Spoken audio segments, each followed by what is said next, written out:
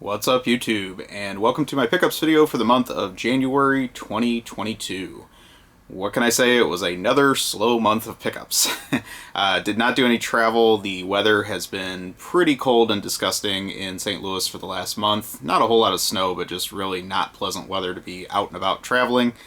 And I haven't flown anywhere this month, so hoping I can get somewhere warm and do some travel in the near future, maybe get some more pickups as a result, just some fresh places to visit. But I did buy a few things online, and I'll show you what I got for the month overall. So first thing was really just a manual purchase, but it actually makes this game look much better, and that is Dead Moon for the Turbografx 16. This was one of the later releases for the system, and it was one of the weird games that only came with the outer cardboard box that the original Turbografx game shipped with, and then it had a loose manual in a plastic tray, and then the hue card. So most people toss the manual in the outer box, and the late releases are very difficult to find complete for that very reason. So I had a loose hue card of this that I've had for a couple years. It's a pretty average shooter, kind of neat that it was published by Natsume, but overall not really a great classic, considering all the great shooters on the system. And so I got the manual from a seller in Canada on eBay this month, and now I can put it in a jewel case, and it actually looks decent. I would love to find the outer box and actually complete this game, but I'm sure that's kind of a crapshoot to find one of those being sold loose, as it seems like most people threw those out. But very happy to get this. It is one of the later released TTI published games for the Turbografx.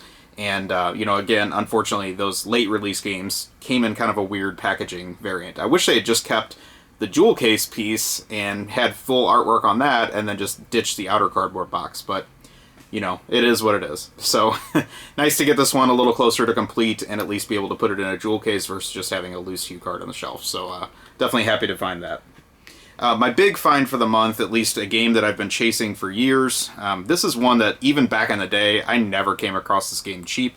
So ultimately I had to bite the bullet and actually pay market price, or a little bit less maybe on eBay, by making an offer to a seller that had this listed. And that is Tactics Ogre for the PS1. This has been a huge gap in my PS1 collection for a few reasons. Number one, I think this is the very last title I needed to have the subset of all the Atlus releases for the PS1. And knowing some of the heavy hitters that come with that library, that's a pretty big feat to hit. So I do plan on making a video of that very soon. Hopefully that'll be something I can put up in the next week or two and go over all the Atlus published titles for the PS1, because there's some pretty good stuff out there. The other thing with this one, obviously it's part of the Ogre Battle series, and it's a very convoluted series if you want to look up all the games in the series and all the remakes and remasters and things it's had along the way. But this is initially the original Tactics Ogre release for the PS1 that we got in the US. However, it was a Super Famicom release prior to that we never saw here on Super Nintendo. So, like I said, very convoluted series. Nice artwork on this one. Has that, kind of foils on it, like the Working Designs games that I like. It is a double disc case, but it just comes with a single disc and then ultra thick manual with some nice pictures and stuff like that in it. So, very happy to get this. I don't know if it's really one I'm going to be playing. I've played the original Ogre Battle a little bit and just really couldn't get into it.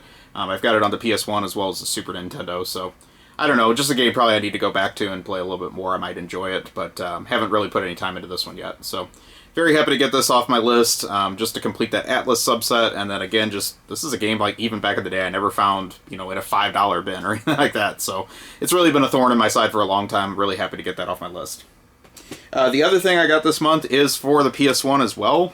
This is a controller that I never owned, and probably won't be using a whole lot, but I do have some games that support it now, so I thought it might be worth getting. This was for $2 at one of my local stores, and it is the officially licensed Agetec Phishing Controller for the PS1. So I guess it's really the closest thing to an official Sony licensed version of the Phishing Controller. There's a few different ones out there, but this one seems to have a nice quality to it. It's actually pretty weighty. And it has the full control here with the reel, and then you have your analog stick and all that, face buttons, everything like that on the front here. It's actually kind of mapped out very similar to the ASCII grip controller, and I kind of wonder if there was some adapting of that technology to make this, considering it's the same parent company that put that release out several years before. So nice to get this. I think this one was initially bundled with one of the fishing game releases for the PS1. I don't know if I have that one or not. I'd have to check. But just nice to find this for, like I said, $2. I'll take a chance on it any day. So happy to get that. Maybe I'll try this out and get into some of the fishing games of the system. Overall, I feel like the Dreamcast had the best fishing games because Sega put out all those arcade releases on the Dreamcast. But there are several on the PS1, so maybe some of the more arcadey-like ones like Fisherman's Bait would appeal to me. So if any of you have used this and can vouch for it, please let me know kind of what your thoughts are on this controller. The other thing I got game-wise is just a download. I don't normally talk about downloads, but this one was particularly interesting to me. I'm a big fan of the Mappy arcade series, and I do own a official Mappy cocktail cabinet from the early 80s. However, there was a Mappy sequel that was very unrelated as far as gameplay style that came out in the mid-80s, and I don't even know if it ever came out in the US. If so, very limited numbers. I've never seen a physical cabinet of it. But that is Hopping Mappy, and it's essentially Mappy on a trampoline with all the enemies from the first game, but they're all out to get you on trampolines now.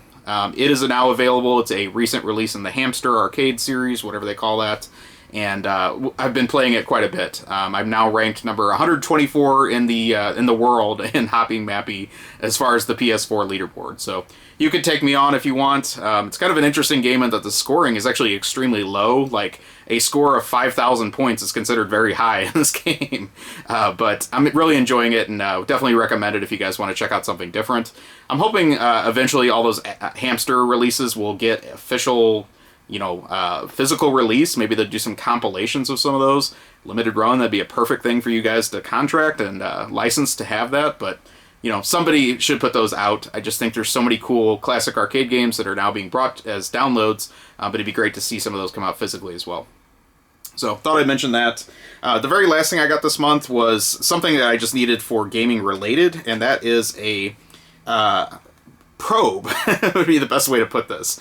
This is a high voltage test probe, and what I use this for specifically is to take out the voltage from my arcade monitors to be able to work on the chassis with those. So what I did in the last month, is, since I had a lot of inside time with all the cold weather, is I finally taught myself how to recap a arcade chassis. And so I purchased this on eBay. It actually came from a seller that gave me a great story about it. Apparently they used to use this for demos in like convention center events and things like that. When they had a whole bunch of CRT monitors, they would set them up and do their demo, and then they'd use this to, I guess, take all the voltage out of the monitors before they packed them away or whatever for shipping. So the seller told me all these great stories even before and after the sale. I don't know, we got along pretty well. But he was really excited that I, rescued this from his toolkit, and I'm using it in 2022 for some purpose with arcade monitors. But ultimately, I taught myself how to recap the monitors, and it was definitely a learning experience for me. I successfully recapped my Galaga 88 monitor, and it's working like a champ right now.